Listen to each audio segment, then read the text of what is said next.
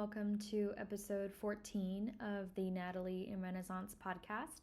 So, in the last episode, I discussed why I can't be a traditional piano teacher, and also I hinted at how I have endeavored to build a student-centered business. And so, in this episode, I wanted to dive a little bit deeper into what that is. And as I mentioned in the last episode, it's something where your values as a person, your values as a teacher really come into play. And I really believe that one's values is the framework in how they operate and how they see the world. And everything that they do, every word, every action is underlined by this framework. Spoken, unspoken, seen, or unseen, whatever lies inside is governed by that framework. And so this student-centered framework that I have adopted, what is that? And so the first thing that I do is I start with the student. I ask them why they're there. Why do they want to learn piano? What's their dream piano piece? What is their goal for learning? And some people have a very specific goal. Others are just like, well, I just want to learn. And sometimes the parents may have some ideas of what they want their students to do, or maybe they just loved it and they want their child to also love it. So the next thing that I ask is, what do they love? It doesn't necessarily have to be piano focused. It could be music, books, activities, art. Just what do they love? What are they passionate about right now in their lives? And then I'll transfer that over into lesson experience. So let's say that some children love Star Wars or some other franchise of movies, and we will make some improv based on that idea. We'll start learning a little bit of the intro. We'll draw some pictures and talk about the colors and space and the stars and how do we make those sounds on the piano, or how do we explore that. And so starting with the why, starting with what the student loves, gives me a really good idea on a really great key entry point for them, a point of entry, something accessible that will get them excited. Because I think when students play songs that they know and love, they're just super excited to be able to learn it on the piano, and it brings in this extra focus because the desire is so high. And so using these things, their goals, things that they love, and bringing that into the lesson experience, already the students are more invested, more engaged, because it's stuff that they actually care about. It's not like I'm saying, oh, well, let's start with this, something that's not really relevant to them. We're starting with things that are immediately relevant to them, and then working different learning structures into those things. And so in this way, my first goal is to, number one, engage the student, to meet them where they are, but also to build confidence and fluidity at the piano from the very get-go. And so whatever we do, it doesn't matter how many small steps that we need to take. I am very fortunate in that I am a very patient person, especially when it comes to learning, because the more I read about the mind, the more I read about neuroscience, the more I am just aware of all these things, the less I take for granted. And whether it's directing one's eyes, whether it's being able to interpret symbols correctly, being able to coordinate both hands, being able to coordinate just the spatial awareness, I don't take any of these things for granted. And the more I know about it, the more patient I become, especially with young ones who have really never been asked to do this specialized work. And a lot of it is specialized coordinated work at the same time. And knowing this really helps me to sequence very carefully and to be very flexible and very gentle in how we do that with every single student. And so in this time, it'll feel like we're in construction mode, where we're doing a lot of different things and we're just building. We're building confidence, and I think confidence is my number one most important factor, especially from the beginning, because that motivates the student to keep going. It builds them up from the inside, because eventually we're going to hit things that they aren't so comfortable with. And so that confidence, that comfort at the instrument, with improvs, with musical charades, doing different crafty games at the piano where we're using small tangible physical materials to move around the piano. So it's not just we're playing with our fingers, but we're using little erasers to move around just to understand the piano, to be closer to it, and not just looking through music and approaching the piano, but approaching it in many different ways. That's another way where they just get accustomed to the piano and it becomes their friend, which is very important to me. The next thing that I think is, as we're working in this cyclical learning sequence where we're building on something that they're comfortable with, something that they know, and then I'll bring in something new that we're supposed to work in, a little bit of a review. And so it's always this cycle of introducing newness, building on the old, and supporting them through that. And I think beginning how one does this is so important, because I think if you set the bar way too high, they're going to be they don't feel like they can do it from the beginning. And I think knowing that they have that support, that number one, they can do it, but number two, they have a teacher who supports them and is their cheerleader. I think that's really, really so important in how they move from one lesson to the next, especially when, if you're only seeing them once a week, you send them home, knowing that they have that motivation and that momentum to come back to the next lesson is really important. And I think another thing about this confidence and this comfort is, I don't like to wait to be at a certain level, and I don't want to teach them that we need to be at a certain level before we can enjoy playing and learning the piano. I think it is very possible to do this from the very beginning, and that is my goal, especially if someone has a trial lesson with me or their very first lesson. I don't want to wait and hold these things away from them until they quote unquote deserve it or quote unquote they've earned it. I don't believe in that. I think from the beginning, enjoying learning and playing music, playing the piano, it's our birthright. It's our birthright to enjoy these things. And I know that success breeds success, enjoyment enhances learning. And so that is what the student-centered business looks like from day one. And then, of course, with the idea of transfer cyclical learning sequences, as I get accustomed to their personality, their learning personality, as I get accustomed to their natural gifts, their comfort zones, the way they process, are they more a spatial learner? Are they more a visual learner, an auditory learner? I get to know what will help them more. I'm also gauging what are their current limits. Are they physical limits? Are they understanding limits? Or are they mental limits? Some of my students already are very hard on themselves mentally. And so helping them and coaching them just to support themselves from the inside out is a big part of the lesson for those particular students. And building themselves up and believing that they can do it is very, very important.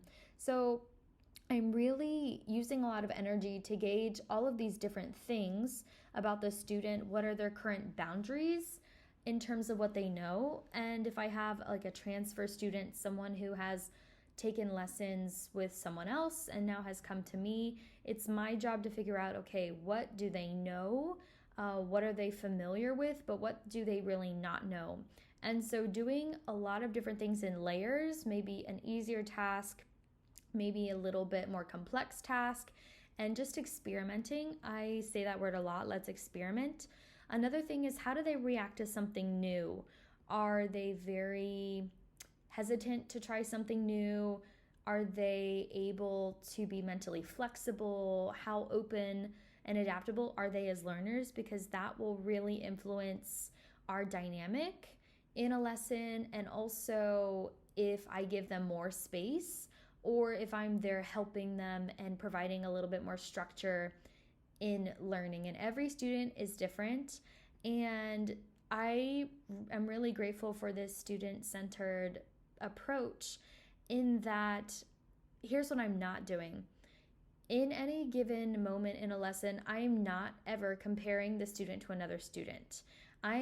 Because of just all the reading that I've done, and I'm a very individualistic person, in that I respect each person's gifts, I respect their knowledge, I respect the way that they process, I respect their abilities, and I also respect their potential as a person. And I believe that every single person can never be the same as anyone else, so I'm not even going to bring comparison into the picture because it's not helpful.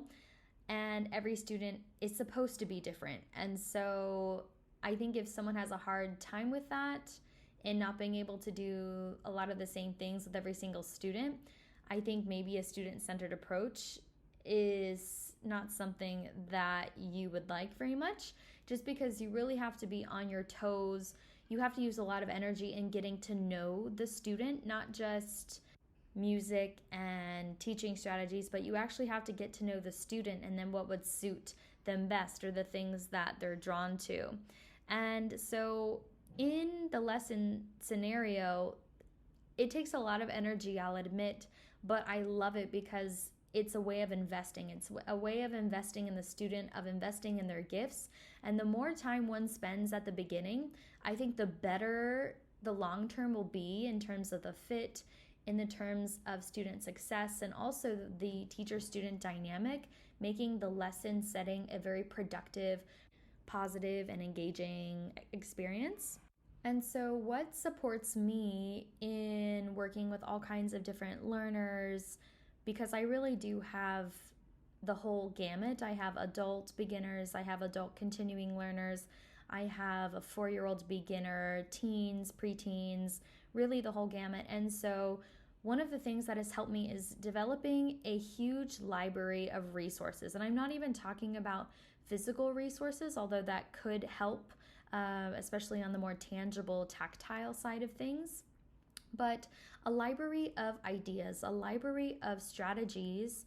And I learned something when I was in school that really helped when it comes to learning personalities and gifts that people have and how to motivate and engage for that specific learning type, but also being able to see things differently. And I think that's a gift in that, in working with all these clients and in being willing to invest in each of them, I also get something out of it where each person teaches me something different. And sometimes we're working in a lesson setting and the student says, I think doing it this way will help me more. And so I'm like, oh, that's another way of looking at it that I hadn't thought about before. And so I am consistently building out the library of ideas, of strategies, of perspectives, just by working with all these clients and being open to their feedback and supporting them, as well as doing my own reading and also exploring things myself in keeping things fresh mentally for me. And it could be a new book at times, it could be a little handout, a new exercise. Whatever it is, I'm constantly a collector. I'm constantly on the lookout for things that will enhance a lesson setting, things that will complement a concept or complement building confidence at the piano. As I've said, I'm constantly building out my library of resources because sometimes if I get stuck and I'm just like, I don't have the solution right now, but I'm going to think about it. And then later on that week, something will click for me and I'm like, oh, let's try this. Or I'll be in a completely different scenario in life and I'm like, aha, I have something that could work. And so teaching in a student-centered way, I think, number one, it's great for me as a teacher because things are never quite scripted to a particular way. Definitely my training comes in as a foundational piece of it. Am I relying on it totally? No. There's a lot, as we say, in the wild that is unscripted, especially with working with new people, working with people who don't have the training you do, which can be a blessing because they are introducing something new into your world. And so I think going back to the idea of teacher versus student-centered business, the whole point is that as we invest in trainings for ourselves as teachers, we just have to be careful that we don't adopt one script and say that's the only way to do this, because then we rule out a lot of other perspectives, a lot of other things that could be helpful.